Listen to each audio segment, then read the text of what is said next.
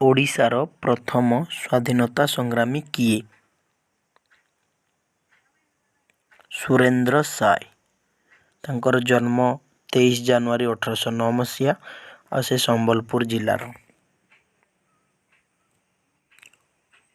ଓଡ଼ିଶାର ପ୍ରଥମ ମହିଳା ମୁଖ୍ୟମନ୍ତ୍ରୀ କିଏ?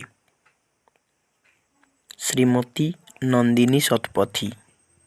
ତାଙ୍କର ଜନ୍ମ 9 ଜୁନ୍ 1931 ମସିହା କଟକ ଜିଲ୍ଲାର। ମୁଖ୍ୟମନ୍ତ୍ରୀ ପଦବୀରେ 1972ରୁ 1976 ମସିହା। ଓଡ଼ିଶାର ପ୍ରଥମ ଓଡ଼ିଆ ଚଳଚ୍ଚିତ୍ରର ନାମ କ'ଣ? ସଠିକ୍ ଉତ୍ତର ହେଉଛି ସୀତା ବିବାହ, ଯେଉଁଟାକି 28 ଏପ୍ରିଲ 1936 ମସିହାରେ ରିଲିଜ୍ ହେଇଥିଲା। ଆଉ ତାକୁ ଡିରେକ୍ସନ୍ ଦେଇଥିଲେ ମୋହନ ସୁନ୍ଦର ଦେବ ଗୋସ୍ୱାମୀ। ଜୟ ଜଗନ୍ନାଥ, ମୁଇଁ ରୋମାଞ୍ଚ ପ୍ରଧାନ।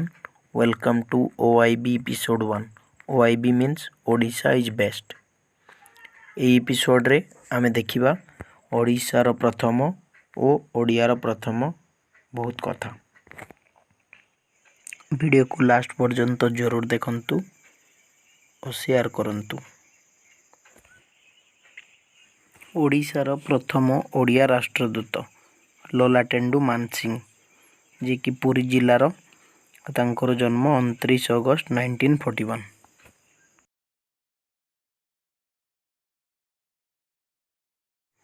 ଓଡ଼ିଶାର ପ୍ରଥମ ଆଡ଼ଭୋକେଟ୍ ମଧୁସୂଦନ ଦାସ, ଯିଏକି କଟକ ଜିଲ୍ଲାର।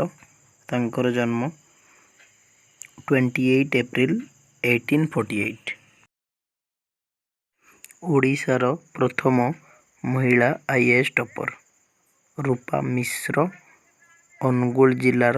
ତାଙ୍କର ଜନ୍ମ 9 ଜୁନ୍ 1977।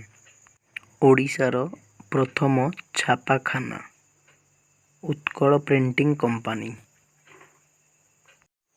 ଓଡ଼ିଶାର ପ୍ରଥମ ଓଡ଼ିଆ ନାଟ୍ୟକାର ଜଗନମୋହନ ଲାଲ, କଟକ ଜିଲ୍ଲା। ତାଙ୍କର ଜନ୍ମ 25 ନଭେମ୍ବର 1838। ଓଡ଼ିଶାର ପ୍ରଥମ ଓଡ଼ିଆ ଆନ୍ତର୍ଜାତିକ ଭଲିବଲ ରେଫରୀ ସୁଦର୍ଶନ ପଟ୍ଟନାୟକ, 2007 ମସିହାରେ।